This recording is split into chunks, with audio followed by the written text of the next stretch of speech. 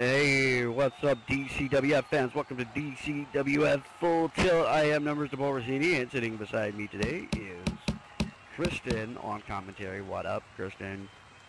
Word. You sound enthused. We are 2 weeks away from DCWF WrestleFest on February 28th. I'm going to be there. Are you going to be there? Probably. Most likely. Most likely? I was thinking about it. We've been talking about it, so we've been talking about it a lot, so I kind of figured I might show up, You might add it in there, right? I might squeeze it in. Yeah. Right. Well, we already know some of the big matches that are going to be coming up, and we got a show full of surprises for you today, as well as mark your calendars for next week, because DCWF will be going on February 21st to Mardi Gras, Carnival, Laissez-les Bon Temps, Roulette, over at Bikers Bayou, so you do not want to miss that. It's going to be a hell of a last show before we go on to WrestleFest on the 28th. I am excited about it. I know Bikers Oh.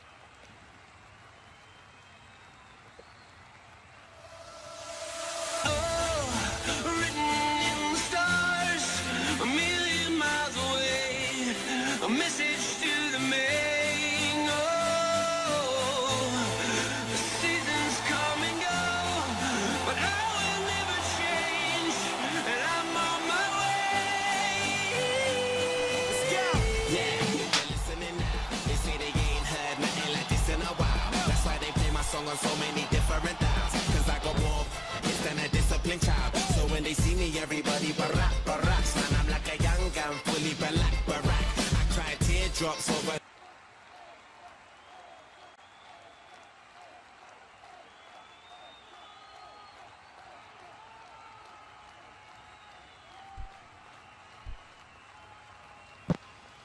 All right, how's everybody doing tonight so far?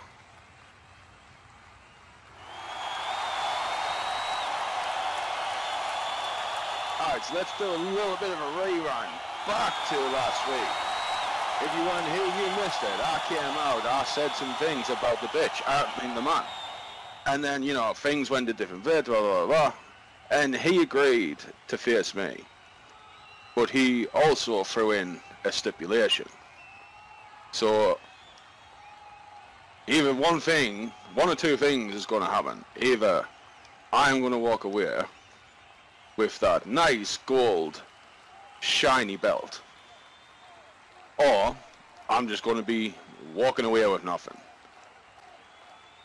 That was the stipulation. That's what I agreed to. So if I don't win, then that's it. I have to leave, never to come back. And the little bitch of the man has been running around making his mouth go on Facebook. Blah, blah, blah, blah, blah, blah. Wait a minute. Let me interrupt you here, player, because we got some things we got to talk about.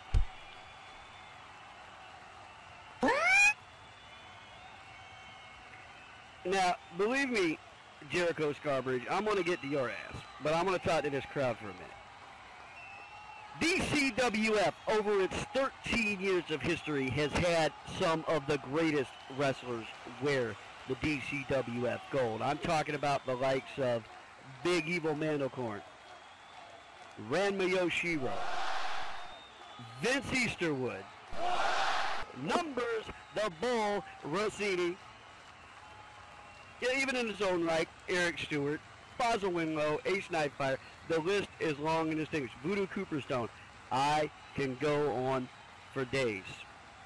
But I can honestly say that in my tenure here, I've seen hundreds and dozens of hundreds of people come through the DCWF and train and get in this ring and have stunning and stellar careers. And I will tell this crowd, and I will say this one time, because I don't want anybody to think that anything shady is going to go on at WrestleFest. But I will say that I don't think that there are any fighters that have come through these doors. And at the top of that list, somewhere at the top of the best is Jericho Scarbridge. So you should give this man a hand, because he's about to put his career on the line for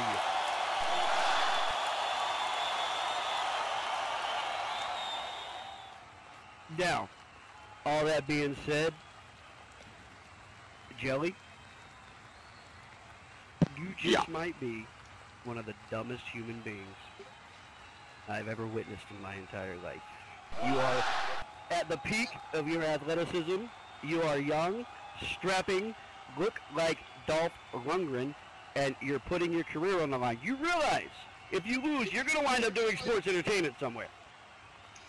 Yeah, I realize I could be like the coach and just sitting there at the back seat doing the thing, but hey, this is the bitch. I mean, the man, he ain't going to get past me. As you said, I'm primed. I'm ready. This is the time. Last time WrestleFest didn't go my way, even though I was about to snatch that title. This time I will be snatching that title. I ain't planning on going anywhere and retiring just yet. Well, I think I've taught you everything from work to the high spot, to the low spot, to the shine, to the heat. I think I've taught you just about everything you need to know about this business, except for this one thing. If you really want to be at the top of the volcano, you must constantly, 100% of the time, live in your opponent's head. And I'm going to give you the opportunity, this one time, to do that tonight. Because tonight, Michael Thomas will be in the ring against the indestructible Cypher, and there will be a special guest referee. Congratulations, Jelly. Go get your ref shirt on. You got work to do in tonight's main event.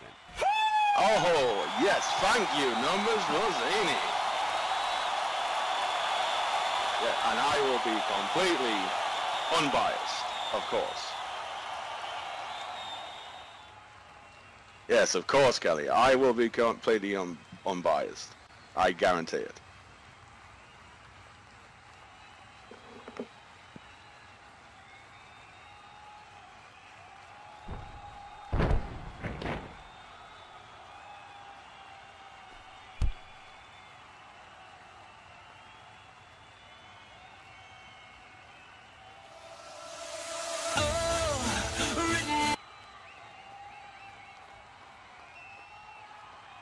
It's all right, Numbers. One day you'll learn how to type.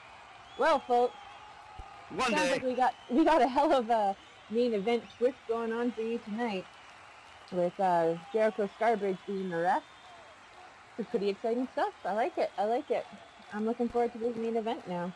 Well, I'm not really looking forward to before, but Michael's gone out of his way. Michael's gone out of his way to kind of get under Jelly's skin and be a thorn in Jelly's side and maneuver Jelly into a position that maybe Jelly really doesn't want to be in. So why not get a little opportunity? Why not a little payback, right? That's what this business is all about. Well, ladies and gentlemen, this first match is scheduled for one fall. Introducing first, from Swansea, Wales, weighing in at 198 pounds, he is the Celtic Dragon, Mr. Racing.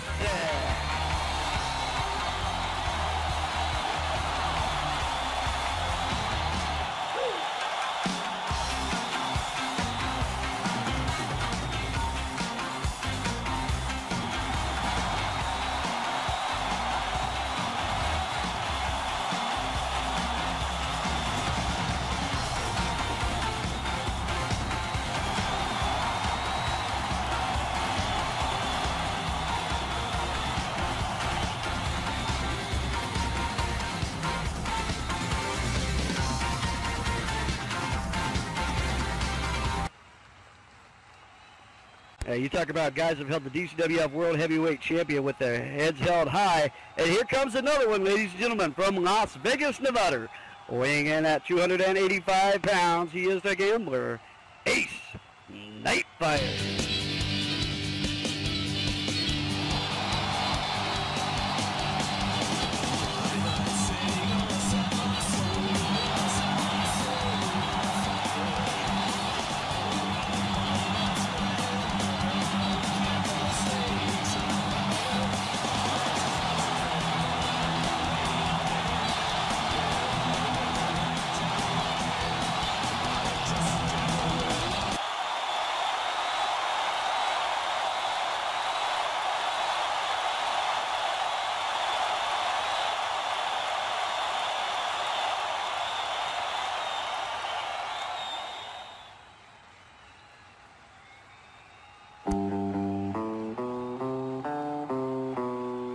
And from Raleigh, West Virginia, weighing in at 240 pounds, he is the journeyman, Brian Bennett.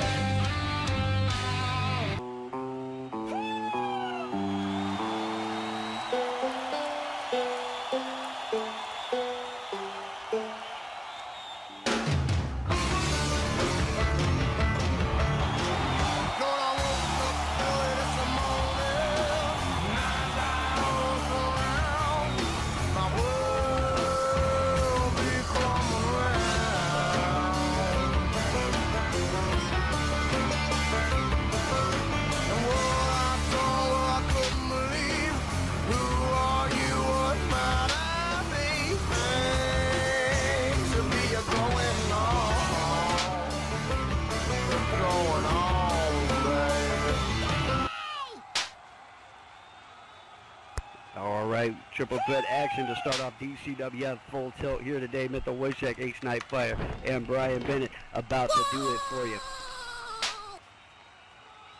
And the crowd's a generous crowd today. They got a lot of love about them today. All right, looks like the ref is ready to get this match rolling. I hope these guys are ready. I hope the crowd is ready, because here we go. Let's go, guys. Ooh, and there comes Mythal running in with a head full of steam, taking Brian down with a big old drop kick right off the bat there. He looks like he's in here to take care of some business. Ace and Mythal lining up in the middle there, looking at each other. Ace knocking Mythal down, both Mythal and Brian slowly getting up to their feet. Well, yeah, DCWF is bringing back Chaos for the contract at WrestleFest. Ooh, and Brian coming up behind Mythal and taking him down hard, putting his knee right into Mythal's back there. Mythal grabbing it pretty hard and looks like he's in some pain. Go ahead. We're bringing back Chaos for the contract, and everybody's looking to get a spot in these three right here. This is a lot of what that match might look like. 4, 5, 6, 7 guys in the ring. And everybody's looking to get that sweet spot in that match. And Ace Nightfire there with a big belly to belly, probably the strongest guy in the match as far as size and strength goes. Well, Brian's not too small of a guy there. He's 6 foot 240. Yeah, Ace is a bit bigger than him. He's got a big couple pounds on him. But what does size matter when you got speed and agility like Mythal does? If these guys want to win this match, they're going to have to keep Mythal down and keep Mythal off the ropes and keep Mythal from picking up speed of his own and running and stuff like that, because Mythal is dangerous once he gets your hands on him, or once he gets his hands on you. I see what you did there. You screwed up.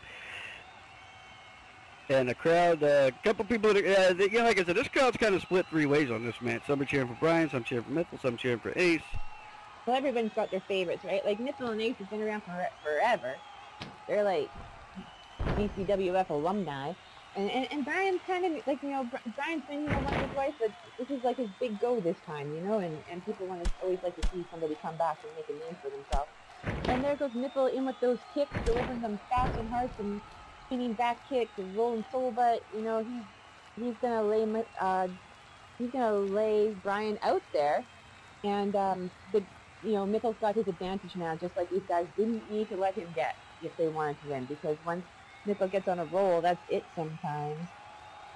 Well, Mythal Wojciech is rarely stoppable once he gets his mind on something, and he was the last DCWF World Heavyweight Champion, lost that title to Michael, and he's looking to maybe get himself in that Chaos match and get that contract. Ooh, but Brian taking Mythal down. He looked like Mythal was on a roll there for a minute, but Brian stopped that hard, pretty much like Mythal ran into a brick wall. And there's Brian stomping on Mythal. And Ace kind of looking like he's going to take advantage of Brian's attention being on Mythal. Do you think Brian uses one of those ab rollers? Do you? Oh, God, no. Too much work. Ace with a big old German suplex. Ace is a strong guy, but he knows how to deliver a good suplex and hurt his opponents pretty well. Brian's down and coughing from the impact. Ace being the only man standing at the moment.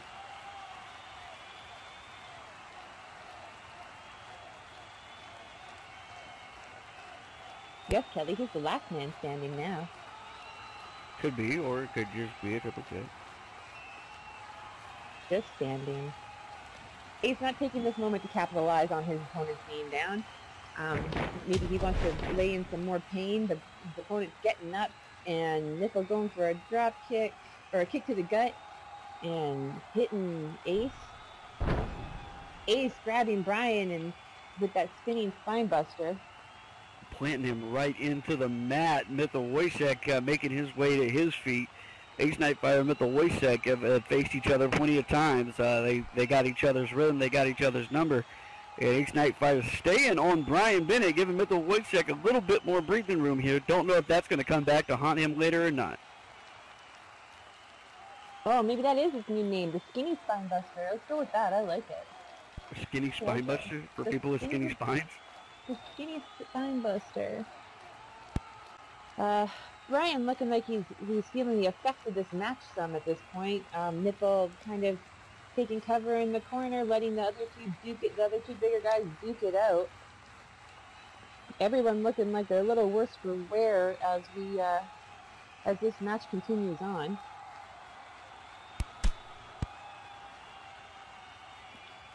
Well, the idea is to try and finish a match like this as early as you can before you run out of gas, and it looks like they're getting close to that point right now. Ace Nightfire with that up and over there. Brian down on the mat. Mithil Wojcik free as a bird to get over in the corner and catch his breath. Mithil's opponent should be watching him right now. Because if he gets up on top of those ropes, he's extra dangerous. Not just a little dangerous, extra dangerous. Everyone knows that when Mithil flies, people die, right? The other big danger of Mithil is he gets When into submission. Mithil flies, people die. You like that, don't you? That should be a freaking t-shirt. That is flame right there. That is fire. I don't know why that's not a t-shirt. I know.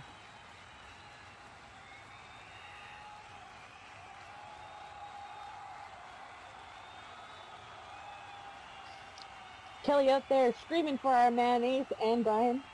I'm waiting for her to cheer Mithil now. Mithil and Ace locked up in the center of the ring. Going Kelly's back a fair and weather forth. fan. She'll turn on you, so. Well, she turns on you fast too, doesn't she, dude? Yeah. People getting behind Brian some. I think that everybody in this match has some fans in the crowd today, making some noise for them, hopefully giving them the strength to fight a little bit harder. Ace going for that wrist lock and oh, that big DDT.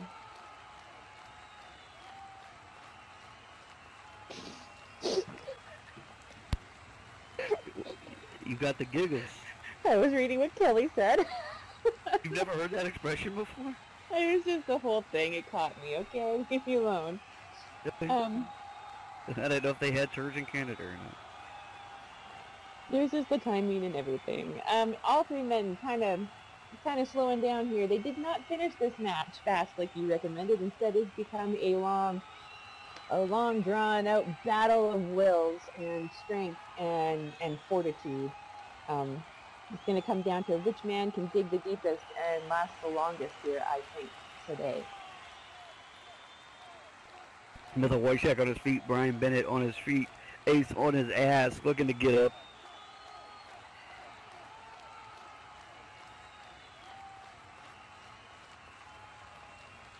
Mithil Wojcik can get up on them ropes and come off from a distance to take both of them down if he has the energy, if he has the stamina, if he's got anything left.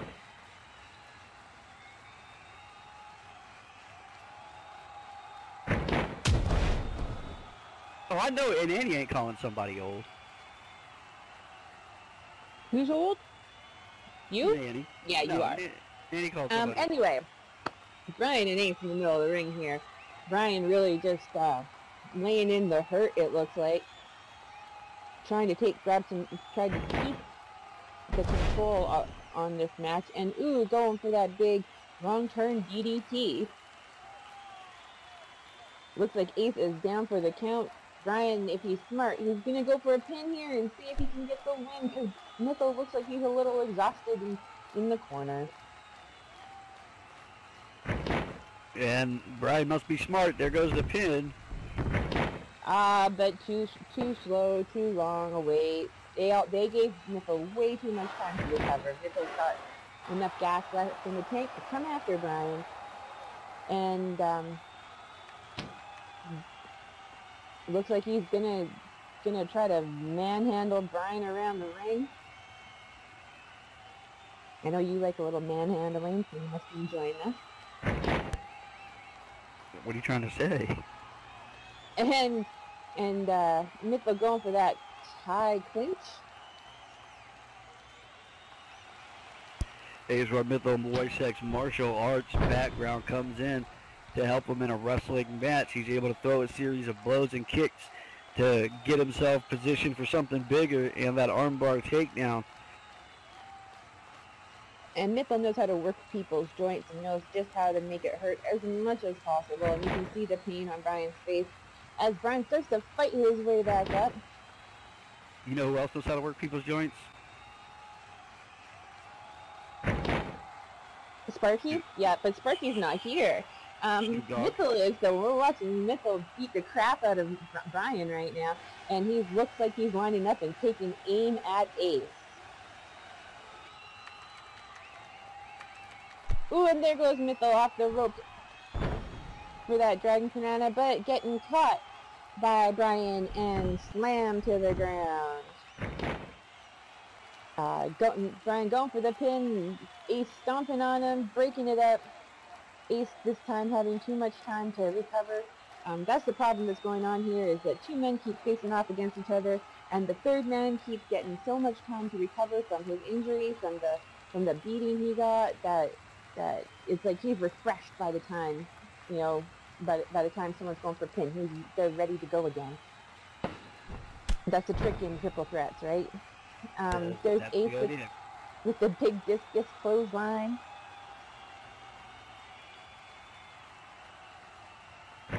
Ace Nightfire staying on the assault with Mr. Wojciech. Brian Bennett to his feet now. Taking a respite over in the corner, though. He took some damage early on in this match. Ooh, and up Mitchell goes, and down he comes with that big vertical suplex. Ace not done yet, though, picking Mitchell back up. Brian in the corner looking a little hurt, a little tired. Ace delivering a huge swinging neck breaker. At least he's not swantoning off of anything. That's when Ace is really dangerous.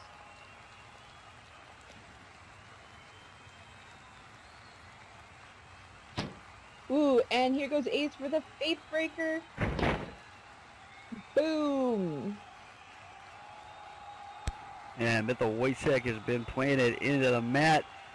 But you see Brian Bennett on the attack as Ace Nightfire trying to finish off Mitchell.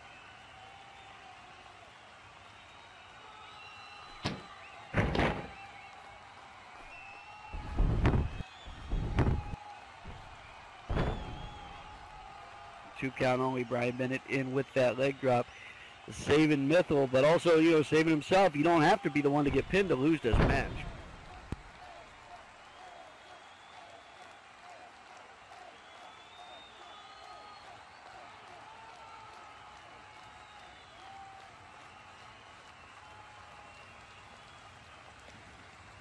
And now Brian's standing tall with the other two men are on the ground. Ace slowly making his way up to his feet. This is a battle of wills, people.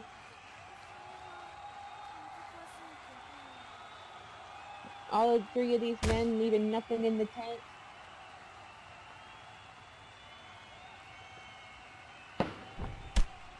I have something caught in my throat.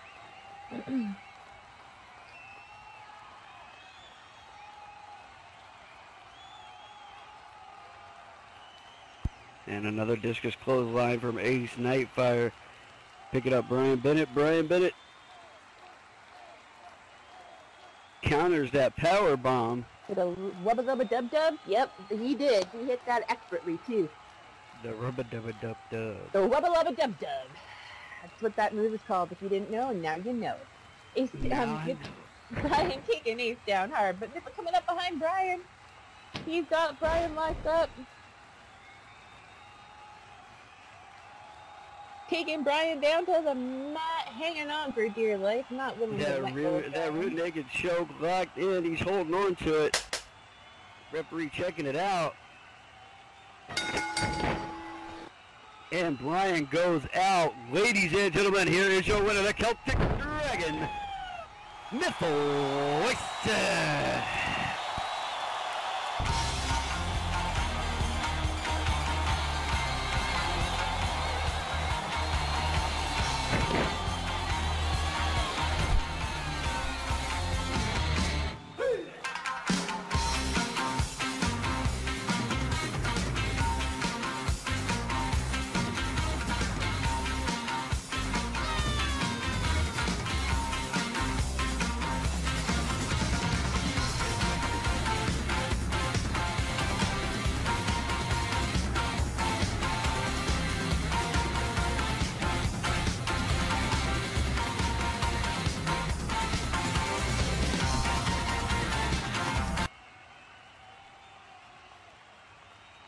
What a match to open the show. We had some really exciting stuff coming with Jelly coming out here, and like. Can't be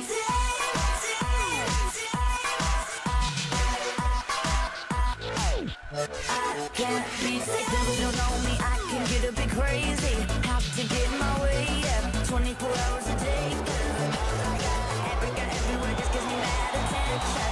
Like I'm under inspection, I always get to 10 cause I'm built like that. I go through guys like money flying out the hands. They try to change me but they realize they can't. And every tomorrow is a day I never planned. If you're gonna be my man, understand. I can't be sad, I can't be sad, I can't be late. I can't be sad, I can't be sad, I can't be sad, I can't be sad,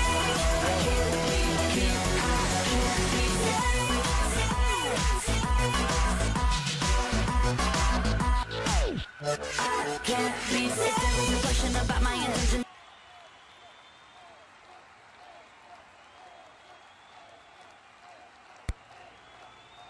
I know you would all love to be my Valentine. I'm sorry, but you can't. Besides, most of you peasants couldn't afford me.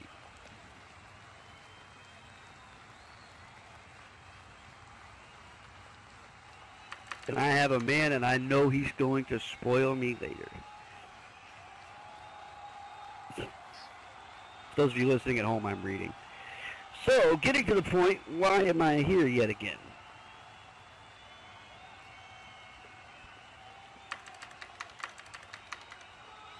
It has been weeks, and management still has not given me my new title. Oh. Not even any updates or time frames of when they might be handing it over.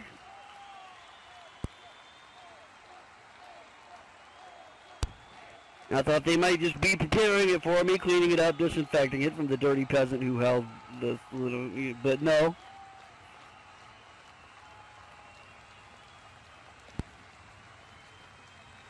Has management even noticed my Twitter messages stating that I am still waiting? Weren't you banned from Twitter?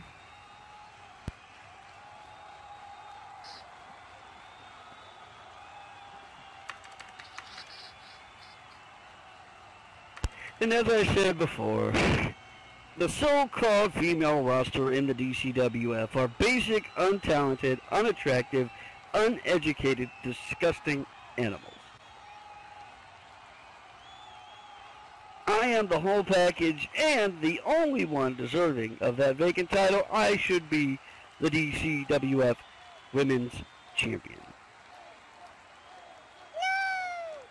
So, tell me, management, why haven't I been handed the title yet? Oh, you want an answer? You want an answer from me? If I give you an answer, will you promise to leave the ring? I don't think. Does she ever leave the ring like under somebody else's accord? Because you haven't earned it. You earn it by pinning your shoulders to the mat 1, 2, and 3. Motherfucker.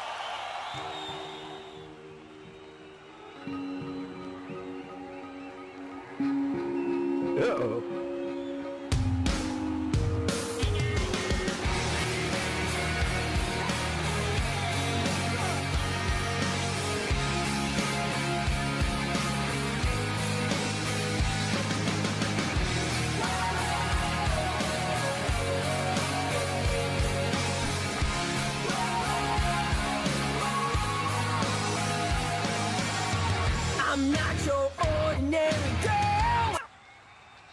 And there's Jaxie Villanelle,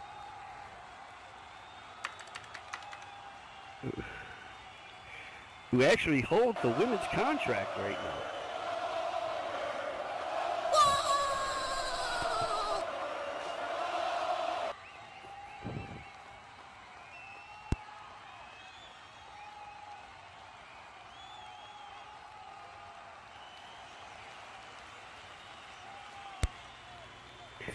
Everyone can come out and say they deserve a title shot, but let's not forget some kitty actually earned one last year at WrestleFest 12. Who's to say it's one of you that gets a title shot? I'm a...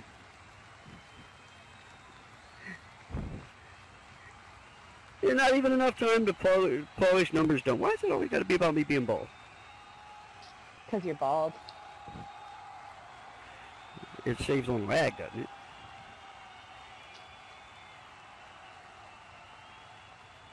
What I was referring to was his head. Thanks for the clarification, Jack.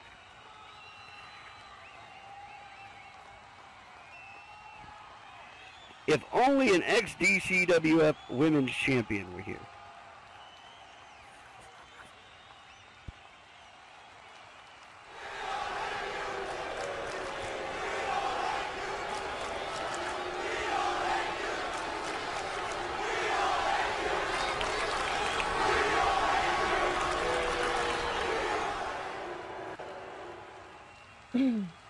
Horses shouts.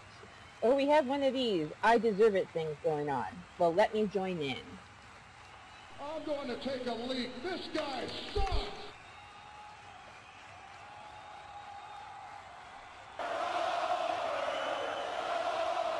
Well, boo fucking who?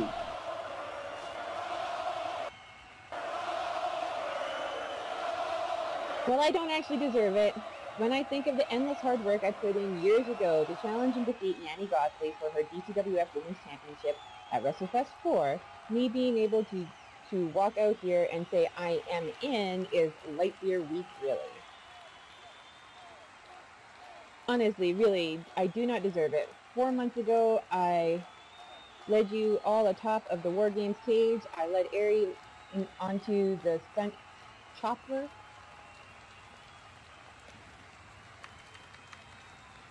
I fell. I fell. My fall broke the cage's roof. Everyone else fell, including the last champion, who is still recovering from those injuries. Horses is thinking now, folks, in case you were wondering. Hang on, my crashing through the cage directly caused the last champion to relinquish the championship due to the injury she suffered in the fall. That means I beat the champion. Sure, I know some shenanigans went on afterwards, but Brooke was already wasted after I caused her career-stalling fall. So I beat the champion, therefore I am the champion. Sure, I'm missing championship belt, but we can do that at WrestleFest. I'm as defending champion. You can count me on the most deserving and as defending champion. You can count me the most deserving and the most in.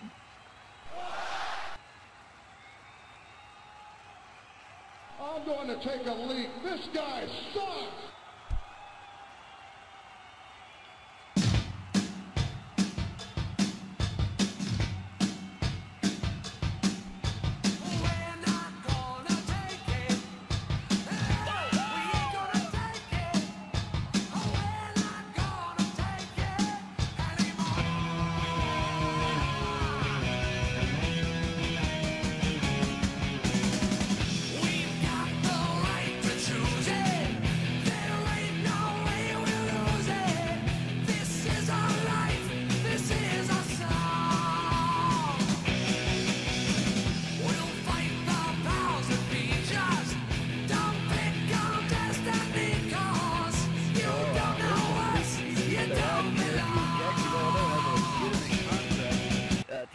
Championship, and Gina is, well, just Gina. You guys all talk a lot better than you wrestle, most depending on the stunts and weapons of club people. And Jaxie, you're all right. Gina demanding social distancing in the ring. Now at this point, I'm bound to book Honey and Nanny in a match at WrestleFest for the women's title.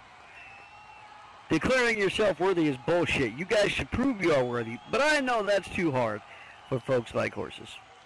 I am dancing. That makes me worthy.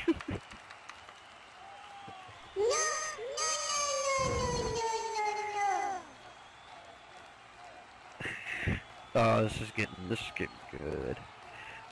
Fans, as you know, the DCWF Women's Championship has been vacated for quite some time now. We have promised a resolution at WrestleFest. So if we are inviting ourselves into a match, well, fans, as you can see, DCWF management, I want to come because stunt grannies will pull stunts. Well, ladies and gentlemen, as you can see, DCWF management, namely moi and Gina, will grab weapons, and Jaxie deserves a good, fair fight. Of course, it shows out she's a rat. I gotta tell you, ladies. I gotta tell you, ladies. I see Jaxie Villeneuve, the future Hall of Famer. I see Horses Morrissey, the very first DCWF Women's Champion, one of the giants whose shoulders the other three of you stand on. I see Erie, the dancing darling, someone who just can't miss when it comes to being a fan favorite and a crowd pleaser and knows how to hold the DCWF in high regard. I see Gina, who despite my personal feelings is actually she's pretty damn good talent, folks. I'm not going to lie to you. She's a pretty damn good talent, and while she's deserving of a shot, I wouldn't say she's deserving of the actual belt itself until she pins someone's shoulders to the mat. 1, 2, and 3. I have a conundrum. I have a clusterfuck. I have a decision to make.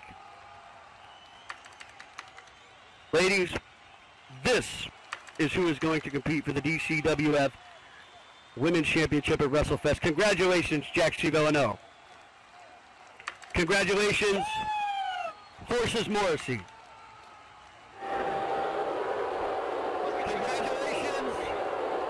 Congratulations, Erie. And congratulations, Gina. The four of you will compete for the vacated DCWF Women's Championship in a fatal four-way on February 28th, right here in this very building at WrestleFest 13. I suggest you polish up your muscles, you get your gear together, you get your shit together, because it's going to be pandemonium and chaos. Numbers the Bull Rossini hath spoken.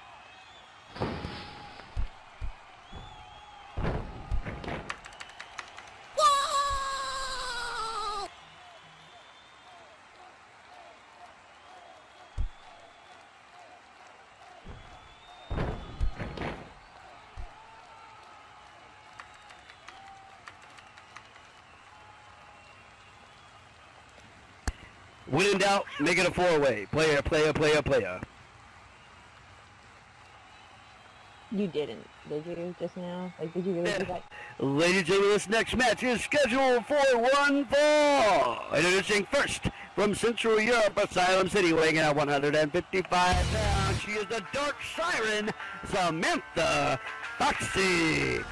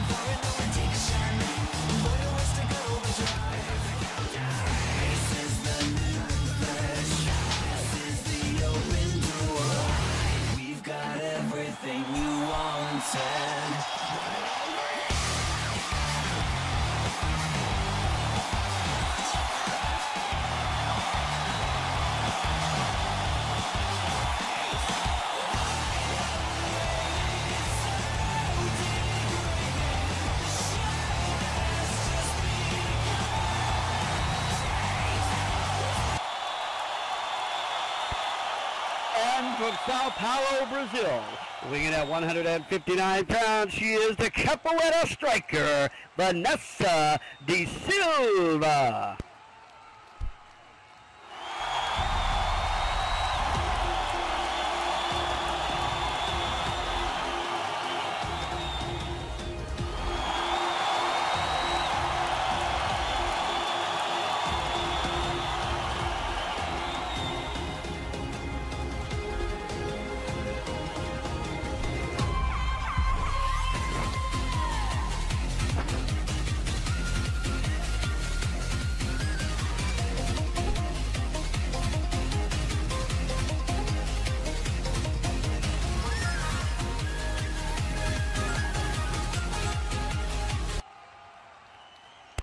And from Salem, Massachusetts, weighing at 145 pounds, the Nightbreed, Regan Blair.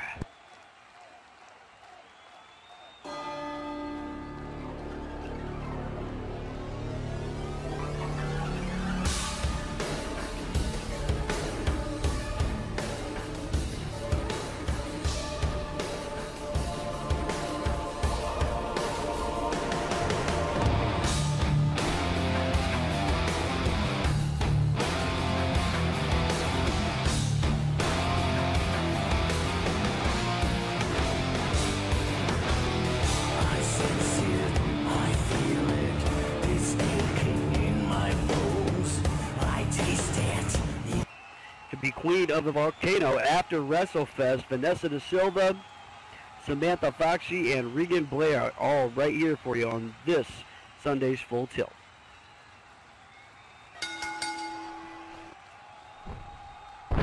And there's the bell.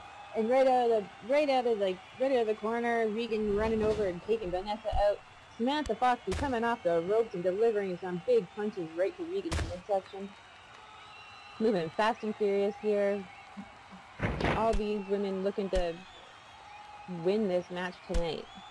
Couldn't think of words, sorry. You think somebody came out looking to lose it? Like, I heard that you like to lose. I like that you like to take a beating and get lost and like lose and stuff like that. I heard you were into that. I don't know, maybe other people are too. Anyway. only in bed. Regan kicking Samantha in the gut. He's coming off the ropes. And that big boot to Samantha Foxy's face. That's gotta hurt. That's not a good thing. And Vanessa De Silva, the capoeira striker.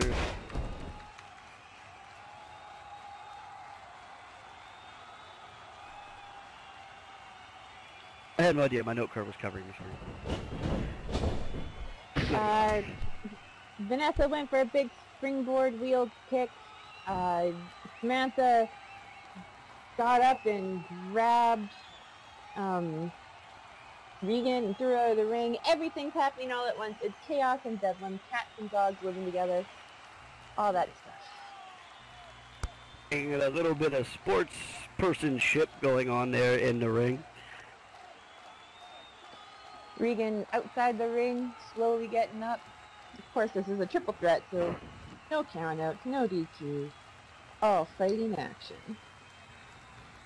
Regan Blair, extremely violent, extremely mean and brutal in the ring, being one of the, kind of getting double teamed up on by Samantha Foxy and Vanessa De Silva, and they are left to their own devices in the ring now as that wrist lock is getting applied and reversed after an incredible escape attempt.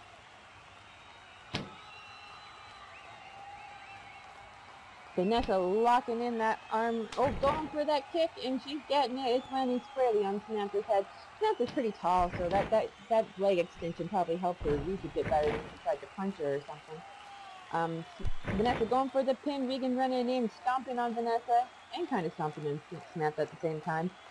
And Regan's no small woman either. She's got some size on her and some strength. I'm sure those stomps do not feel good, especially to someone like the capoeira striker. I think she's one of the smallest women in the match right now, maybe.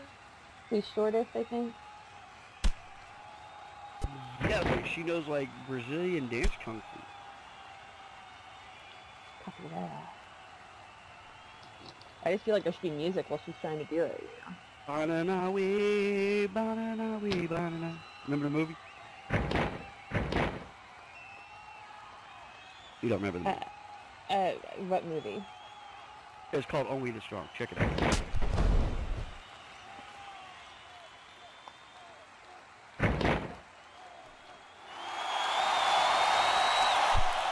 And it looks like for the moment being, Samantha has taken advantage of the situation there, and she is going in and getting ready to beat the crap, it looks like, out of Regan. You know, Samantha and Regan are both really scary women. I'm just going to throw that out there. I've seen them both do some pretty terrifying stuff to their opponents, and I'm kind of curious now as to what they would do to each other. I'm not going to lie. Are you scared of them? Yeah, I am. You should be too. Samantha grabbing Regan in that headlock and dragging her out to the middle of the ring. Well, you're getting your chance to find out right now what's going on in that front guillotine, followed up by Suplex City, as she is just picking her up and rolling her around the ring.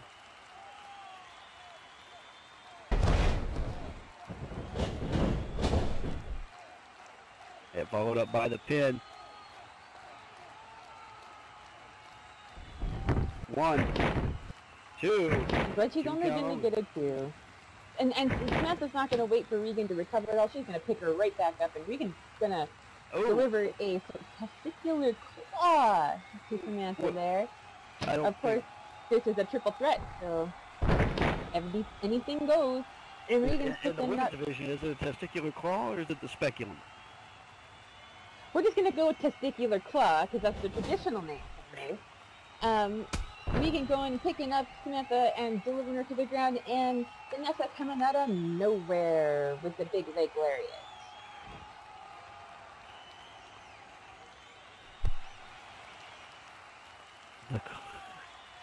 Vanessa picking up Regan and delivering those roundhouse kicks.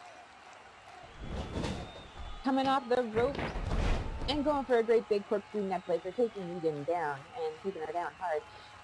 Samantha's still over there feeling the effects of that claw, and it looks like Vanessa's in charge right now. The camera goes much. Here's the pin.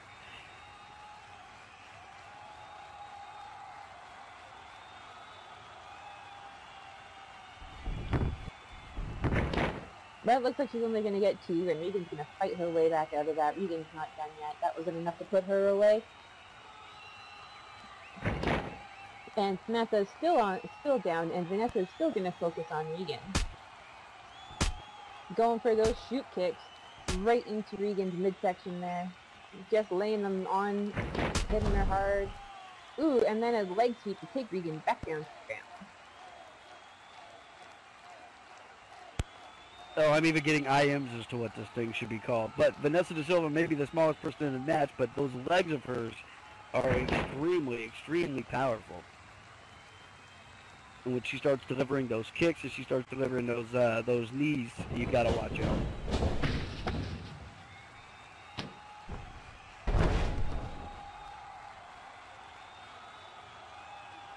And Vanessa delivering that big belly-to-belly overhead suplex.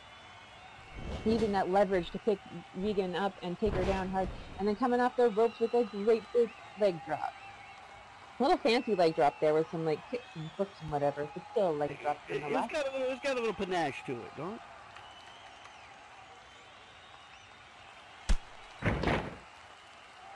it? Yep, the IMs are still coming. And the Meteor countered with a sit-out power bomb by Regan Blair, and Regan Blair using that strength and that size to take the advantage here for a minute.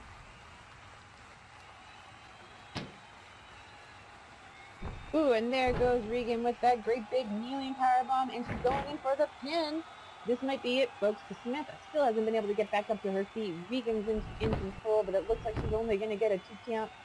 Somehow Vanessa was able to dig deep and fight her way back into this match. Looks like Samantha's gotten up onto her knees. She's recovering, but slowly, and Regan sees this, and she's going in there to stop Samantha from recovering any further, kicking her in the gut, grabbing her by the face, dragging her to the middle of the ring.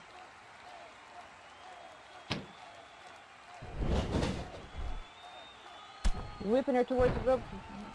Samantha coming off the ropes. Regan with the big high knee, picking her up. Not done yet. Still determined to keep her down this time when she puts her down. Whipping her back to the ropes. And Regan with the great big spine buster. Ooh, and it's not enough that she did that. She's gonna go into that sharpshooter and really wrench it in and try to really, really hurt Samantha. Of course, I've seen Samantha fight through worse than this, so I'm curious as if Regan is able to put her away with this.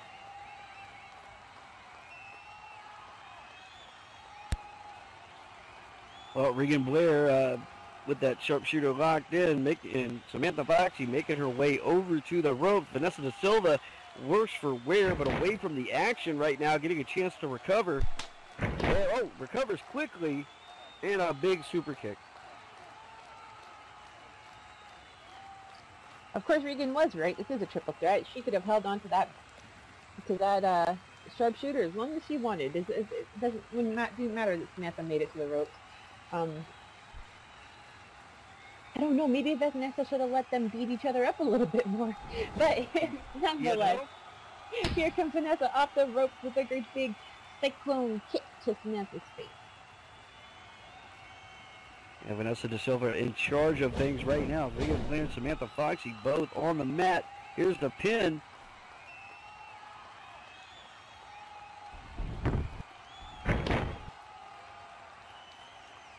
Two count only. Vanessa Da Silva had that all but wrapped up.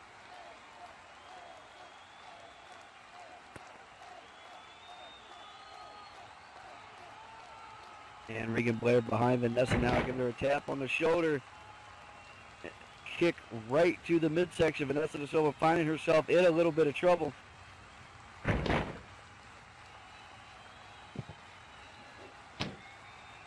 Ooh, and Regan picking up Vanessa and delivering a huge pile driver. I don't think Vanessa's getting up fast in that line, or maybe at all.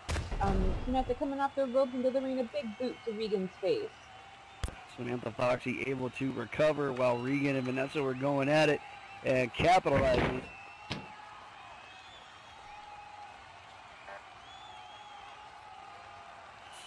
Samantha's in control of things right now. She's got Regan Blair right where she wants her, picks her up, spinning her around, and the Foxy swing. I'm just watching it, and drops her. Like I said, Samantha's she's a tough and scary woman. I've seen her in cages, I've seen her with barbed wire chairs, I've seen her with all sorts of stuff.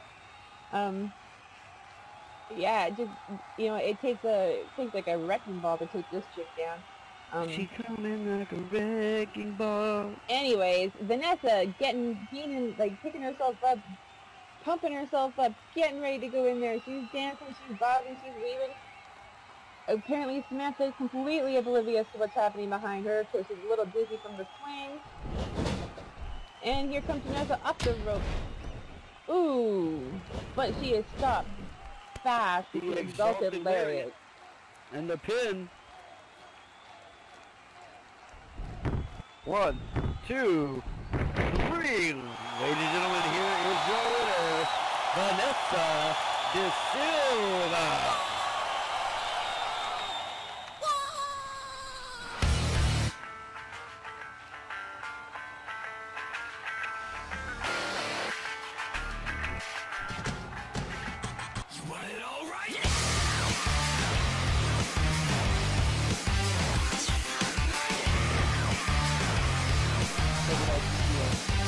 Yeah, so your winner, Samantha Foxy. Let's the music play.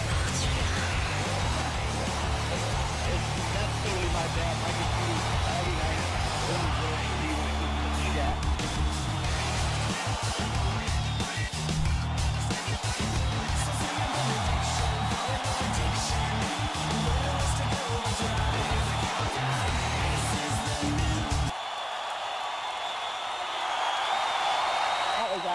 for the ages, folks. Both of these triple threats so far tonight have been, you know, you'd think they were going for title shots, like, or you'd think they were going for titles. Like, those were the matches that, like, were going to determine champions.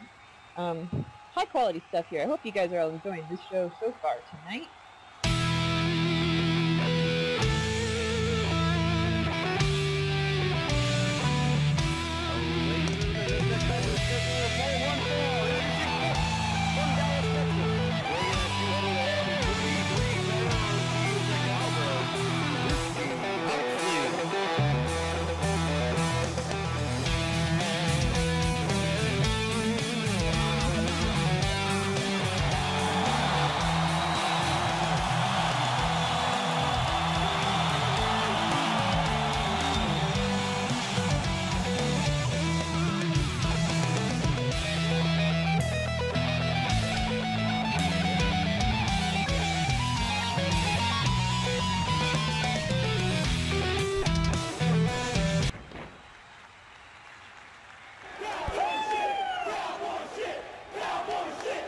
And his opponent from El Paso, Texas, weighing at 295 pounds, he is the chain breaker, Xander Garcia.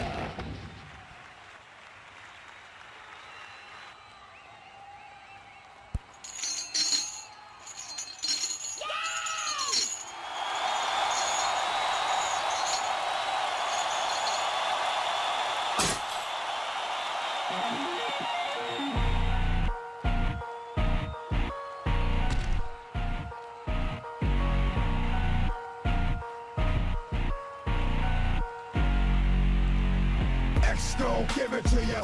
Fuck, wait for you to get it on your own. X gon' deliver to you. Knock, knock, open up the door to spill. With the non-stop pop, stainless steel. Go hard, getting busy with it. But I got such a good heart that I make a motherfucker wonder if he did it. Damn right, and I do it again. Cause I am light, so I got to win. Break bread with the enemy. No matter how many cats I break bread with.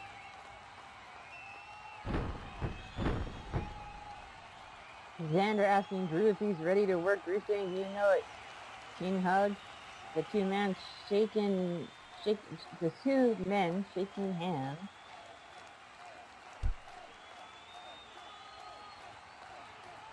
The ref checking Drew over.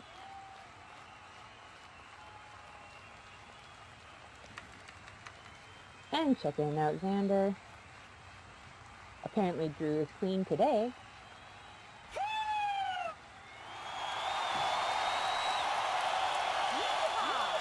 I don't know why he had to specify today, but alright. And it looks like Faith is ringing the bell, and here we go, folks.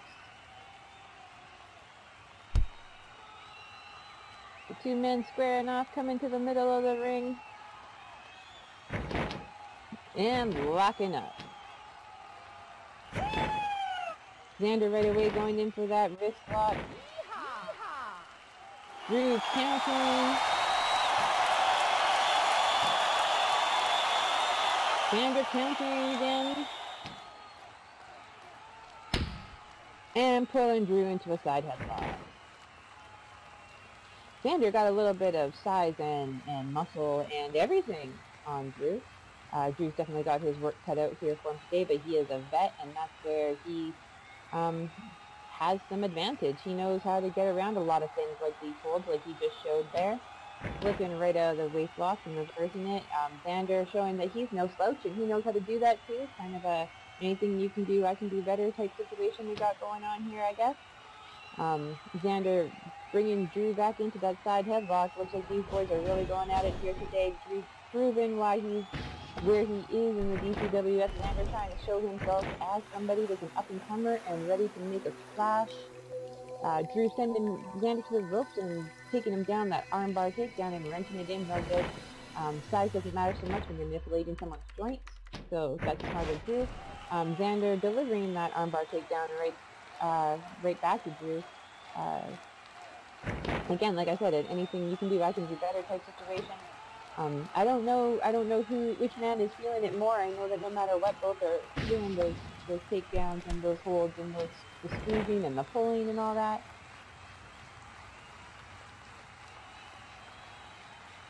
And it looks like Xander's got Drew in that front face guillotine, holding him and keeping him from running around anymore.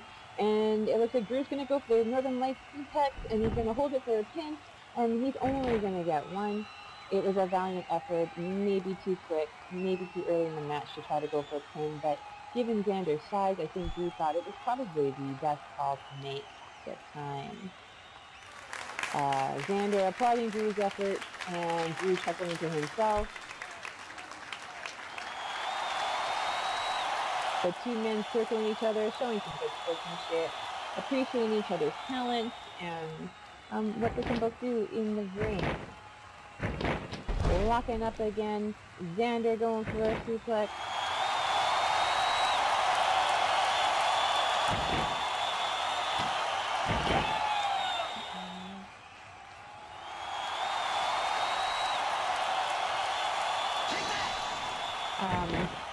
Xander and Drew. Xander going for his German suplex pin. Drew coming back with the fireman's carry. Drew going for the foot drag and some and the heel hook. Xander coming up with the sleeping mat and coming in and delivering some kicks, some knees to Drew's thigh, trying to hurt him a little bit. And then yeah, here we back are now. Both men back up on their feet after that quick exchange.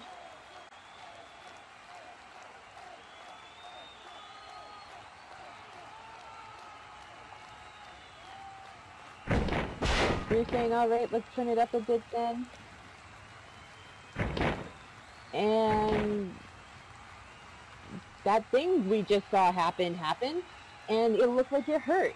And now Drew going for that other thing, the wrenching wrist lock, and really taking Xander back down to mat with another armbar take.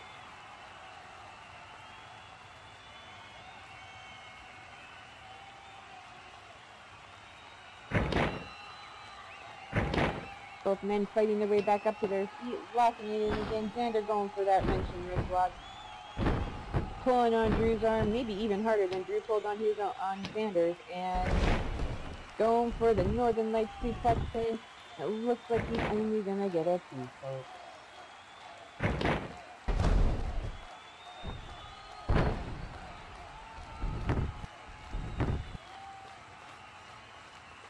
Only a 2 count there too. It seems like neither man can get the other one put away.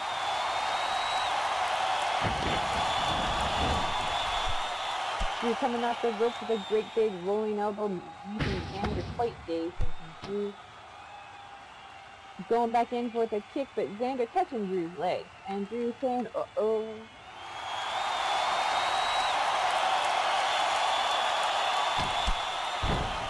Ooh, and then Xander with the big short arm clothesline, taking Drew down hard. Drew grabbing his head, looking like he's in pain. That one hurt. Drew hitting the atomic drop, and then going for those chops and an elbow, but Xander grabbing him in that front face lock and locking it in and going for the X-Flash.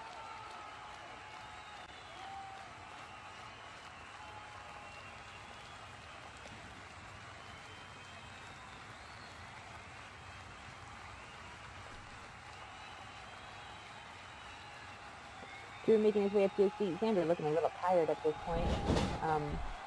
Both men gotta be feeling this.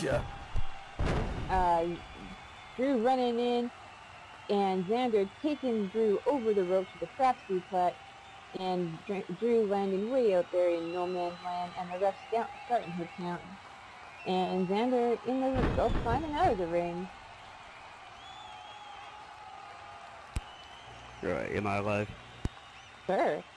Xander walking around the ring here. The ref up to 2.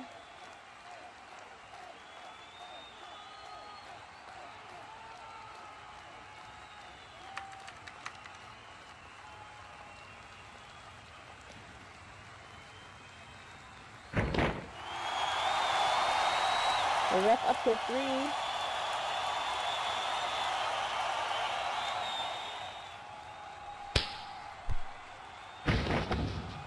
Drew with some corner chops. up against that ring apron there, just delivering those shots and going in for that thrust.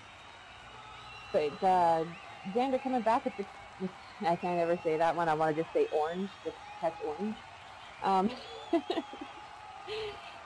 And the fight continues on outside the ring here. The ref is now up to 6 for those of us keeping track of the time. These men are going to get counted out if they're not careful.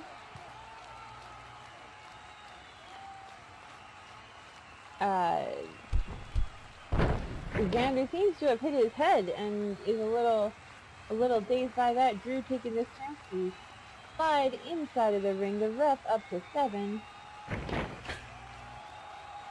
Xander slowly making his way to his feet. He's getting up onto that apron. It looks like he's resting on that apron there, trying to shake the cobwebs out of his head, get rid of those singing birdies and bells, if you will.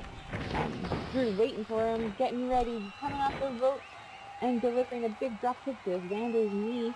Xander dropping down, and Drew looking like he's setting up to do something big for us here, folks. Everybody get ready for Drew. You know he's going to do something cool when he goes to the corner. And he's jumping up on top of that top turnbuckle, and he's coming down with bulldogging it. And into the Whiskey Lullaby.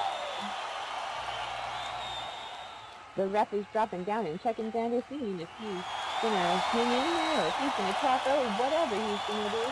Maybe he'll pass out.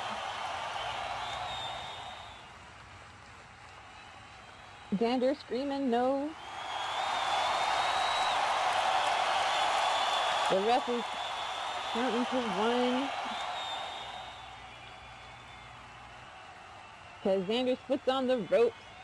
The ref is at 2. Drew hasn't let go yet. Drew's hanging on. I guess Drew's set on ending this match this way maybe, but the ref gets the 3 and Drew lets go. Drew was unable to drag Xander back to the center of the ring. He had to concede that hold there if he didn't want to get DQ from the match. Drew now calling Xander to get up onto his feet, saying, come on, big man. I was going to call him big boy, but that's all right. Xander going for a beheader, and Drew catching him with the power driver, and going for a pin, and it's 1, and it's a 2, and it's a 3, ladies and gentlemen. Your winner,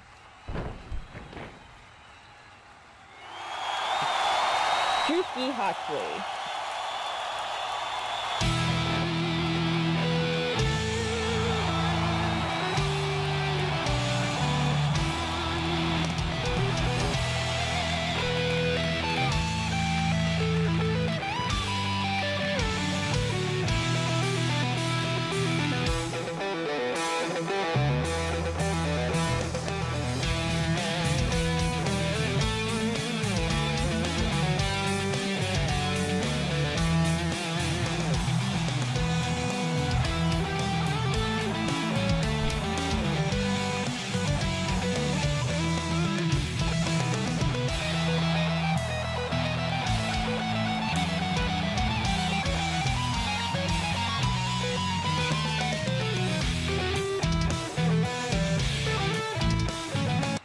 Alright, coming to us all the way from Cambridge, England, weighing in at 122 pounds. She stands at 5'4". I was there to witness conditions in a business. She was the voice to love this, her rainbows and her bonus. She was educated, but could not count to 10. Now she got lots of different horses by lots of different men. And I say liberation, sons and daughters.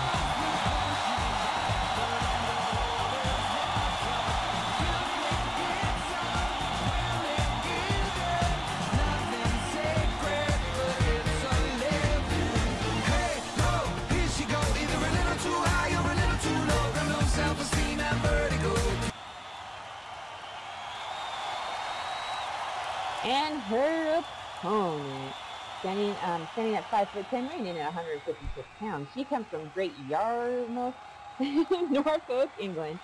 She is the ringmaster, Abby P.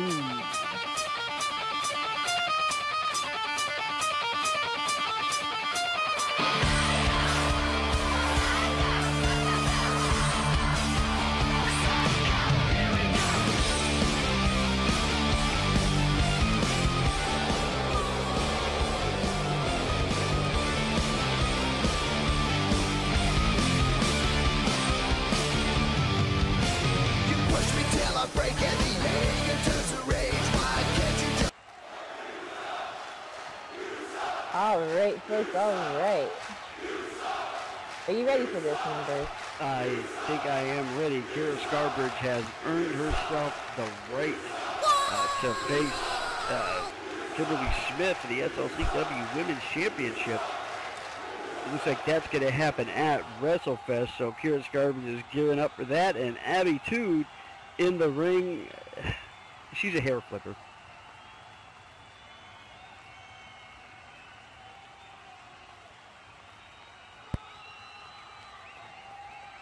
You're just jealous because you don't have hair to flip. Anyway, the two ladies are A little bit. getting ready in the ring. It looks like we're gonna get going here any second now.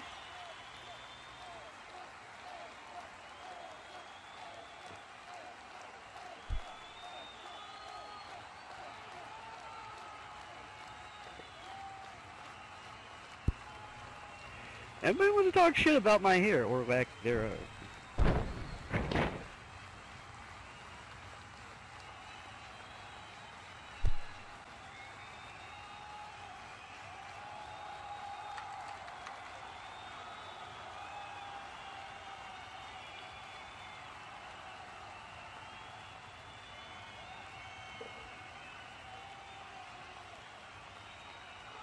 And here we go.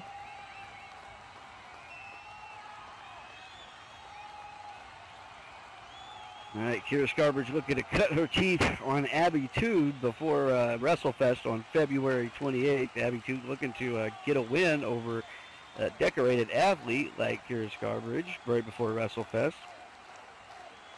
Abby's a tall woman. Like, you know, there's lots of tall women here at the DCWF. Lots of big chicks. And then it's like then there's all these tiny chicks. And maybe it doesn't feel like there's that many in between. So it's like always David versus Goliath type of fighting going on, which is good. It's fun to watch. See how these little chicks are quick and smart and speedy, and watch these tall, big, strong women use their strength to try to win these matches. Kira coming off the ropes with a great big spin jump kick. Going back to the ropes. Combat sport. Coming back again with a even bigger drop kick right to Abby's head there. Abby getting up with, apparently she doesn't feel it too much. Got a hard head, which is, you know, I've talked to the lady. She does have a hard head. Kira coming off the ropes and going for that leaping shoulder block, taking Abby down. And that It's like chopping down a tree. It's like chopping down a tree, right? Like, take a bunch of little chops to take down a big tree, and that's exactly what Kira's doing here. I don't know, I use a chainsaw. Yeah, Kira laying in that fist drop. And a leg drop. Coming off the ropes. Abby making her way to her feet. Ooh, and catching Kira with that big boot to Kira's head.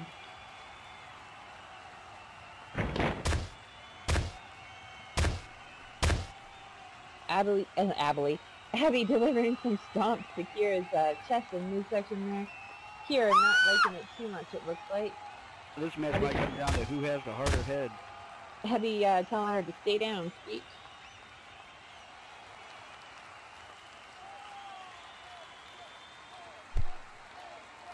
Abby picking Kira up rather roughly. And like Kira fighting back with an elbow strike, a leg kick, and a jump spin back kick. And then going for the pin. But I don't know if she's going to get it. Looks like she's only going to get a 1 count.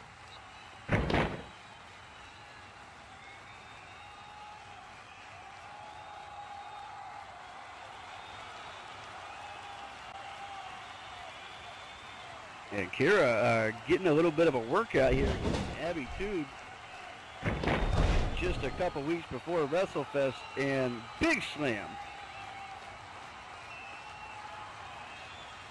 Yep, that was a big power slam, and Abby is standing up and looking like she's trying to claim the victory just off that power slam. Kira looking like she's hurting a little bit. Emma out here watching how her future opponent does, her opponent for WrestleFest, seeing what she's got in the tank, as it were, what she's got for tricks up her sleeve. Ooh, and Abby going for the big X-Flash. She's definitely, Emma's definitely seeing what Abby's got in her bag of tricks, that's for sure. Nobody really knowing Abby out here very well, so everything she does is a bit of a surprise. And oh, she's keeping that foot right on her. It looks like Abby's trying to choke Kira out. The ref is counting and up to 2.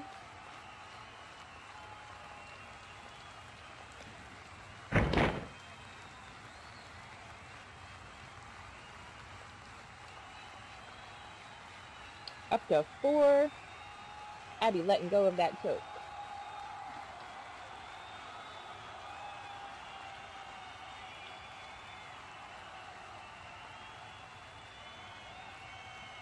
The ref trying to tell Abby to respect the rules. Abby not really one for that. And Kira fighting her way out with a series of punches and kicks.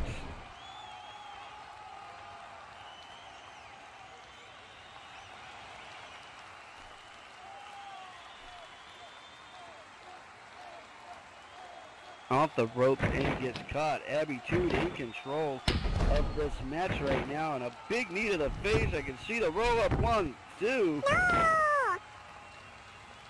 She's only gonna get a 2 count. Kira's not done fighting this one yet.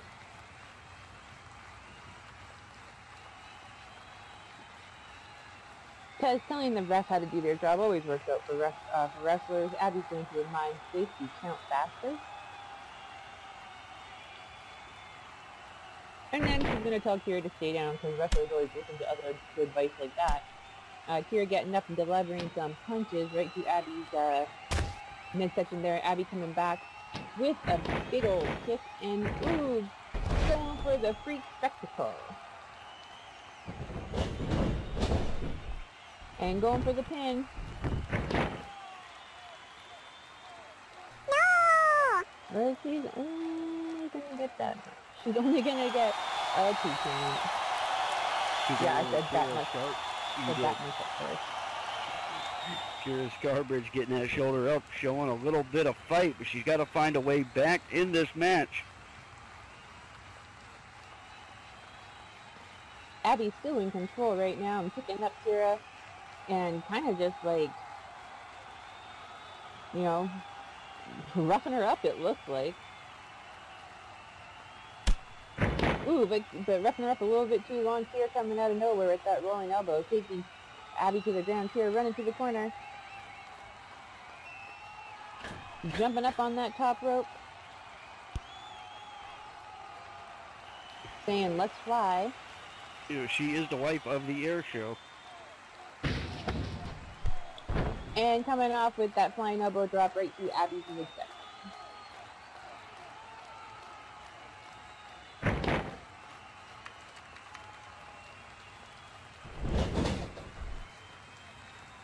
Delivering that fist drop coming off the ropes.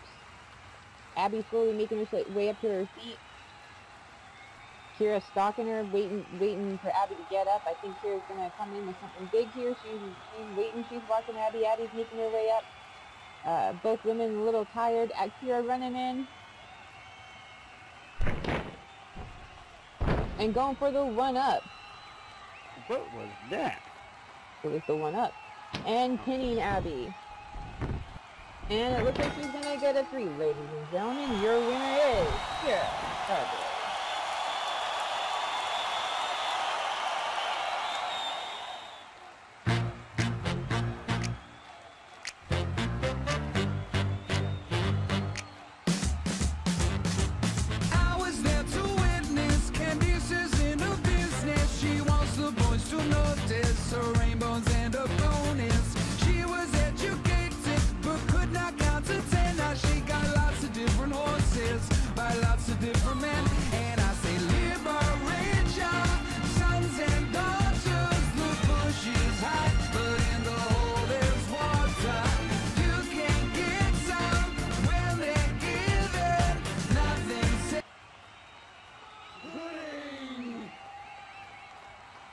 Well, Kira Scarbridge with a win here, going in with some steam into WrestleFest in just 2 weeks. Mark your calendar.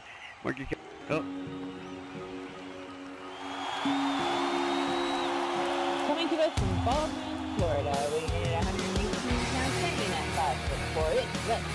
Let's get elevated. Jackie Villeneuve.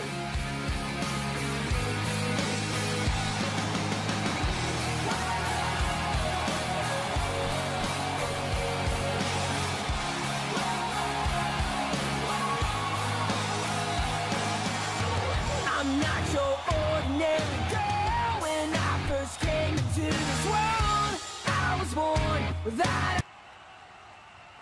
And her opponent, coming to us from Coventry, West Midlands, weighing in at 8 stone 9 pounds, standing at 5'6". She is classically trained horses Morrissey. You hit me once, I hit you back. You gave a kick, I gave a slap. You smashed a plate over my head, then I set fire to our bed. You hit me once, I hit you back. You gave a kick, I gave a slap. You smashed a plate over my head, then I set fire to our bed. Oh, my black eye casts no shadow. Your red eye sees no blame. Your slaps don't stick, your kicks don't hit, so we remain the same. Blood sticks, sweat drips, break the lock if it don't fit. A kick in the teeth is good for some. A kiss with a fist is better than none. Whoa, a kiss with a fist is better than. All right, we saw earlier that these two are going to be in a fatal four-way at WrestleFest for the vacated DCWF Women's Championship. So we're going to get a little preview right now, and one of these two is going to go in with a psychological edge over the other.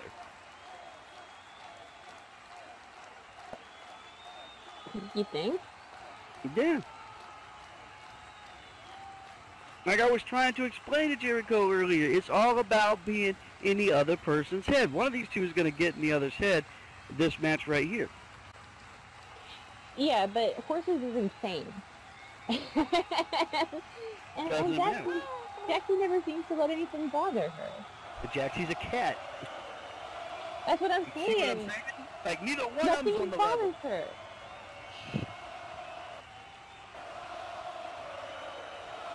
You can't get inside your opponent's head when your opponent's head is constantly composing a book about how great they are. Every book somebody writes about themselves is about how great they are. No.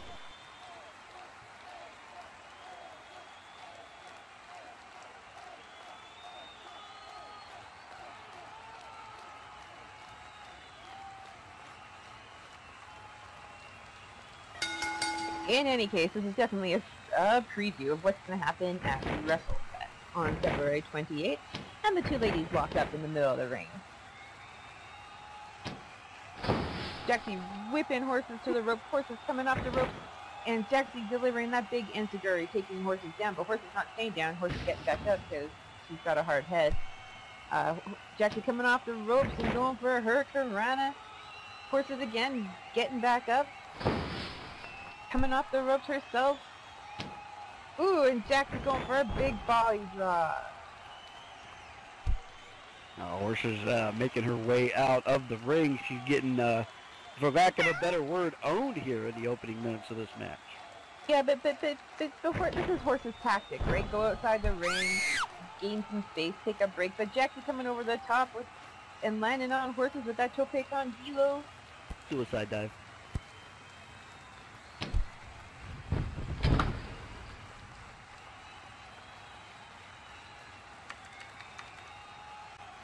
The ref up to 2. Jaxie going in, laying in the punches on horses. Jaxie's faced horses several times before, if not millions, if not hundreds. She knows that horses' head is as hard as they come, and she knows that she's got to soften up that head if she wants to, like, win this match. Get her a body bag, yeah! Jaxie whipping horses up and over into the ring. That's some strength on Jaxie's side. Jaxie's strong like that. She's got the kung fu and the Jedi and everything. Going for the pin, and she's only going to get a 2 count, even though the ref is down there super fast doing her job. It's a good ref she is. Horse is making her way back up to her feet. Jackie's stalking her, trying to figure out what she's got to do to get Horses to stay down. Horses run into the corner. I don't know if you want to follow Horses into the corner. Jackie's going in for that big corner splash. I don't know. I would never trust Horses. Like, when Horses sets herself up like that, I would never trust her. So I feel like Jackie is really brave. You know, history being the teller there, a big splash in the corner. History being the teller. Horses, when Horses gets hit more than she, you know, makes her play in those situations. Most of the time, Horses tries to make a mind fuck. She usually winds up backfiring on her. She's a whole lot better when she's working straight up. Yes, make Gorilla Glue out of her, and we can put her in people's hair. Horse is looking a little dazed in the middle of the ring there. Jackie running to the corner, jumping up on that top rope, coming down to fight her late moonsault. Horse is getting up stunned. Jackie's coming off the ropes with another big fighter flight moonsault. How much more can Horses take? How much more? Jackie run into another set of ropes, coming off with another big fight or flight moonsault.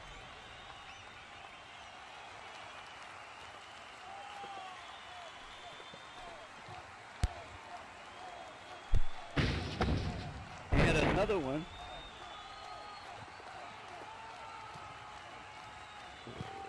She must have had some catnip today.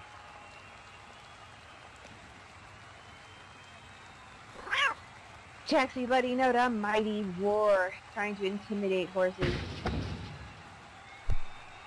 Running back to the ropes and coming out with a great big knee drop.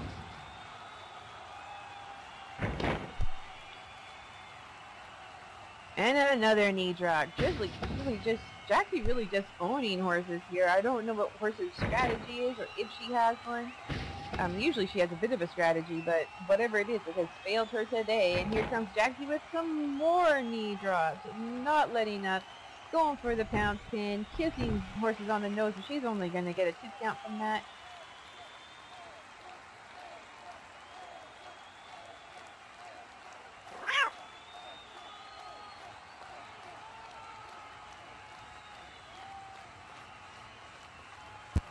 Horse is down now. Jackie taking a minute to admire her work.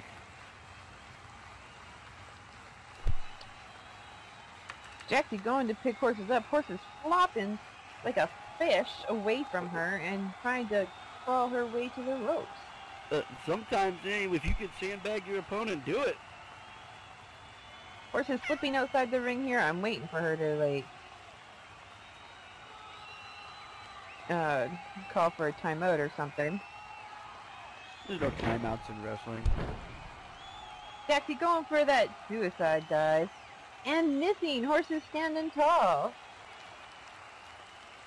The Horses stepped out of the way there, and now she wants the timeout. Yeah, now she's calling for the timeout. She's saying, I'm smarter than you. All sorts of nice messages, just like we expect of Horses. Horses whipping Jackie up against the apron. Taking a lap, because she's athletic like that. Well, Horses do run around.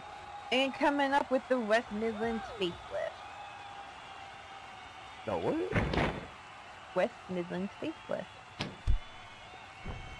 Oh. Horses tossing Jackie back into the ring.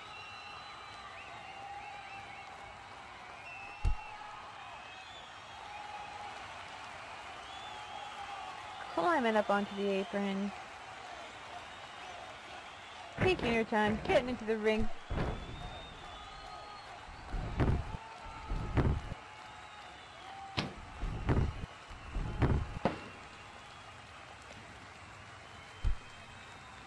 And 2 count only on that pin.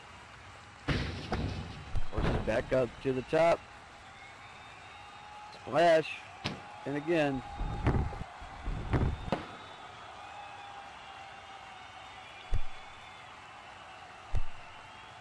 Referee calling a 2 count. Horses has the advantage right now, but she is not able to put it away. Not quite, not yet. Oh, and here goes Horses for the Coventry Plunge, a move that has put away many of a wrestler.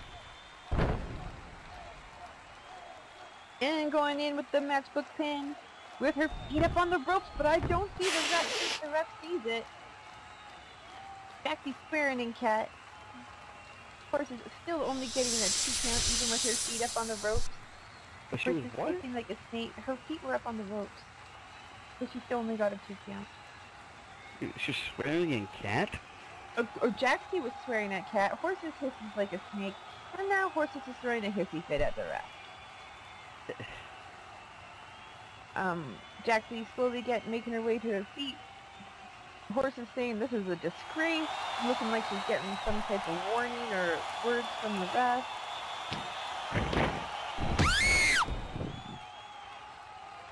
Jaxie going for the D-elevator. Horses is down.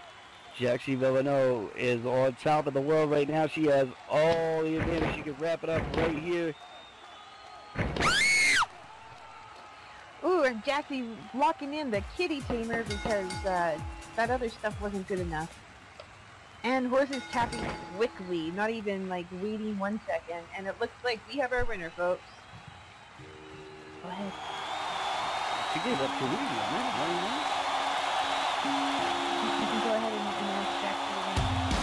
Ladies and gentlemen, your winner, Jaxie Villeneuve.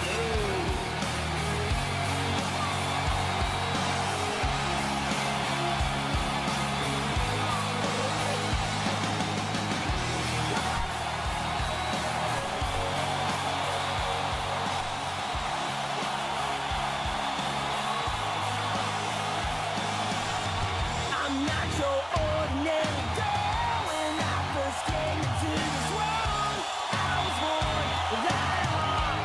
In the cold, in the dark, don't think there's a right solution. People like me are the pollution. Mixed it dirty with the clean. Lost my way in the between. Maybe I'm a little too.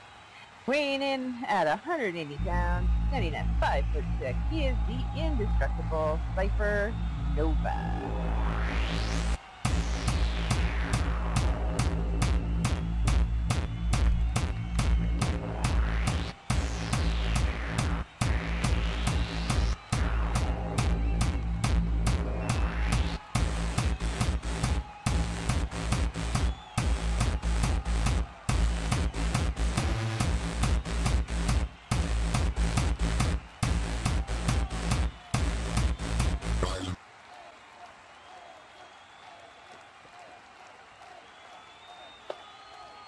And his opponent, coming to us from Los Angeles, California, weighing in at 236 pounds, standing at 6'2". He is the DCWF World Heavyweight Champion, the man, Michael Thomas.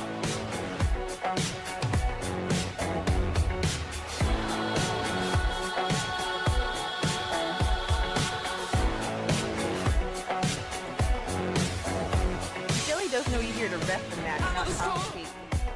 Like The back of my head, them other boys. I don't give a damn. I was just wondering. They kiss on the ring. I carry the crown. Nothing can break me down. Got the patch. Don't you know if He does like that song. I know the direction, the lay of the land. I know the spotlight, the back of my head. Them other boys, I don't give a damn. I'm the man. Come round. Nothing can break me down. I'm the man. Come round and nothing can break.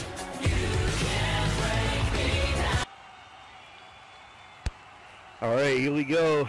Jelly Scarbridge, special guest referee for this match. Going to keep things straight up between Michael Thomas and indestructible Cypher Nova. Jelly Scarbridge has his career on the line in 2 weeks as he will face Michael Thomas for the DCWF World Heavyweight Championship. And don't get things twisted. Do not get it twisted. Michael Thomas could easily end Jelly's career next week, just as easily as Jelly could become the next WrestleFest, just as easily as Jelly could become the next World Heavyweight Champion. I mean, Michael beat Mythal, right? I mean, like I said, like don't count Michael Thomas out. Don't count Jelly's garbage out. We have no idea what the hell is going to happen on February 28th at WrestleFest 13. Well, right now, today, Indestructible Cypher Nova gets a shot at the King of the Volcano, and if he puts up some good numbers here today, he might get a look and a see from the DCWF Championship Committee.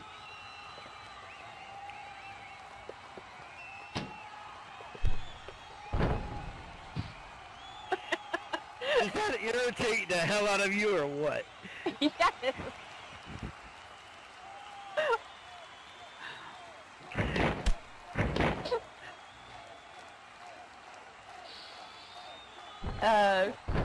Cypher going in for the leg drop, but Michael moving, rolling, bobbing, and weaving out of the way. And going in for that very fancy irate that Jelly apparently doesn't want to, isn't going to see. He's too busy listening to music over there or something. Cypher Nova coming in with the wheelie bop of doom there and taking Michael Thomas down to the ground.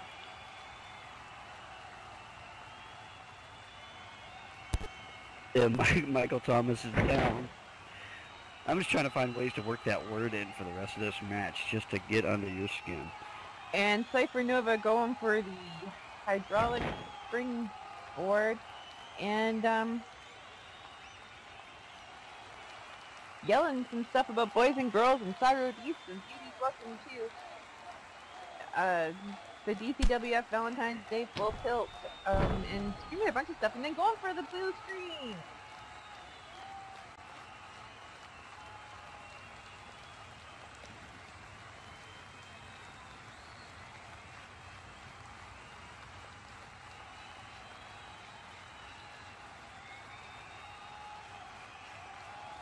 Cypher picking up Michael Thomas and going for the blue screen again and taking Michael Thomas down to the ground. Look, Cypher Nova is one of the most exciting people to watch in a ring. You never know what he's going to do, where he's going to do it, and he's athletic enough, and yet he's capable, but he's small enough that he can get away with a whole hell of a lot when it comes to taking on his opponents.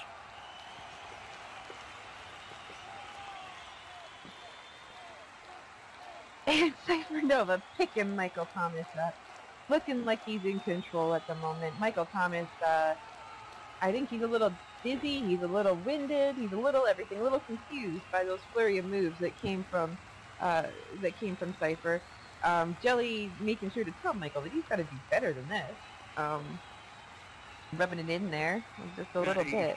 He's starting to get the idea, getting your opponent's head. Jelly already planning his victory party. Michael I whipping think I get Cypher. an invite to that. Michael whipping Cypher to the rope, and Cypher hitting the turnbuckle there and falling down a bit. Cypher getting back up a little slowly. Michael Thomas lurking, or not lurking, that's not what the word I want to use, stalking his opponent from the middle of the ring.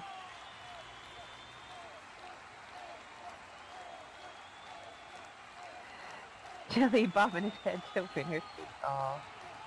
You know, I gotta say, I've been in these matches before where you put it all on the line, and it's a whole other feeling when you step in the ring because you know there's no tomorrow. And Michael Thomas now, I see him up on the apron there, giving those punches right to the head of Indestructible Cypher Nova. Jelly screaming out, "Oi, bitch!" out of the corner. And Michael not really giving a shit, and going for that corner foot choke on Cypher. Michael, I gotta give him credit here. He's doing a fairly good job of just not engaging with Jelly every time Jelly tries to take a shot at him.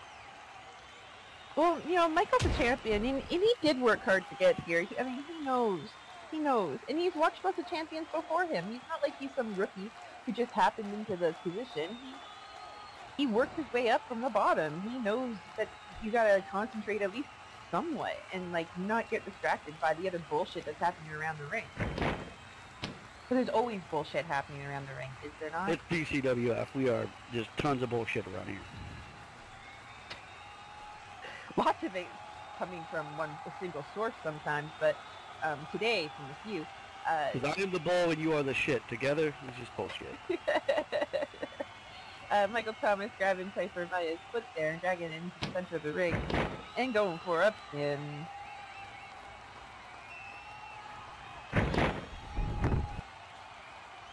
Only getting a 1 count as Cypher kicks out of there and screams no. Or yells. Falls out. And I don't think Michael's ever quite taken on somebody as wily as Cypher. In this match actually worked out for Michael's advantage because Jericho Scarbridge is known to have that kind of, going against the wall and see what sticks style at certain times in the match. Michael Thomas whipping Cypher to the ropes, Cypher coming back and performing an excellently performed rope shoot, and then taking Michael down with the zippity doodah. The what? Zippity doodah, that's what that move is called. And going for a flipper Rooney and landing on Michael. Have a roster meeting about these things. And going for the pin, and he's gonna get a 1 count. Doesn't look like Cypher's gonna win that one. Yeah, Cypher's gonna have to, come a little bit stronger. He's coming quick, but he's gonna have to come a little bit stronger if he's gonna take on the champ here.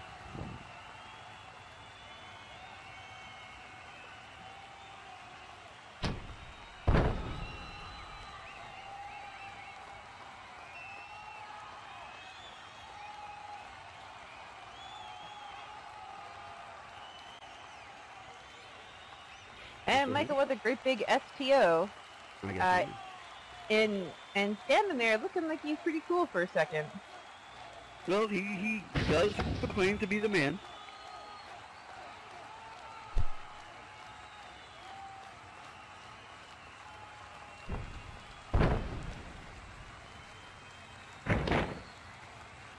Alright, Michael with that leg drop and that fist drop. Running back to the ropes, looks like he's gonna go for it. He goes for the lion salt, and he's holding it for the pin.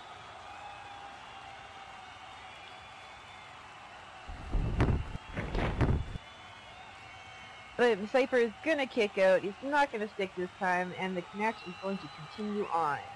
Yeah, it looks like Jelly counted Michael's pin straight up. No bullshit there. I'm sure Michael could argue that. I'm sure he could, but doesn't mean he'd be right. But Jelly admitting he was sending a text at the same time, so it's alright, I guess. Cypher coming off the ropes off of Irish Whip and going for a rebound spinning head scissor takedown. Yeah, Dexter's.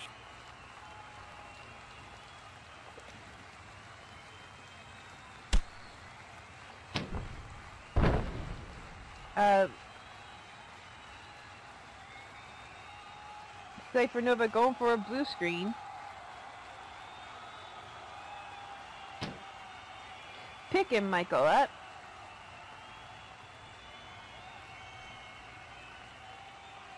Jelly cheering Michael on. Cypher going off. Rope going for the fatal air DDT.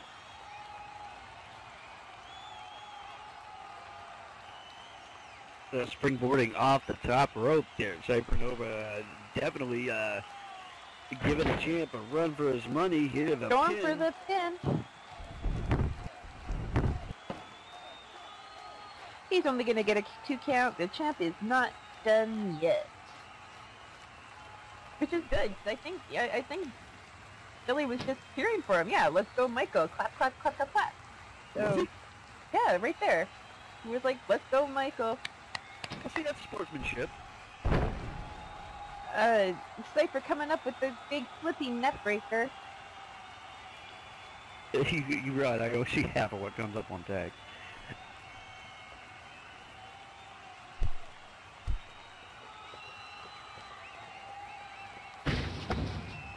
And Cypher Nova going to the turnbuckle now. High rent district, high risk, high reward.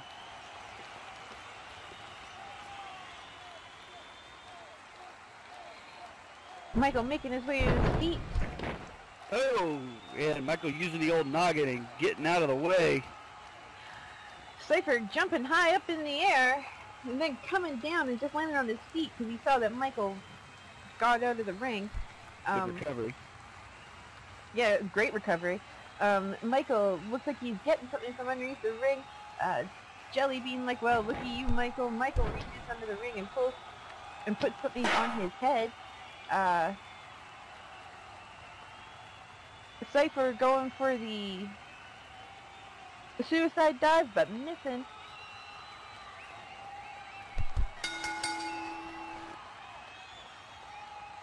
And Michael hitting Cypher with the chair, causing the DQ.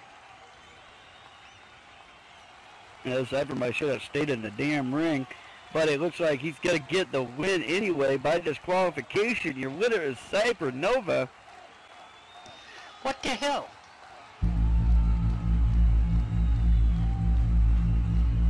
You know the rules. Chairs are for sitting on, not for hitting people in faces. His head hit the chill. I didn't have it. I mean, I don't care. the chill. I did. Come on. Look, you lost. Get used to it. The same thing's going to happen in 2 weeks. You need freaking glasses. Now, I'm the ref. This is my thing. I'm the fight. Now, get out of my ring. Go on. Scoot. Screw you. Scoot. Go on. Out. Get to the back. Well, Michael obviously not happy with the chairs are for sitting, not for hitting policy at the DCWF. I need a t-shirt. You alright, Cypher?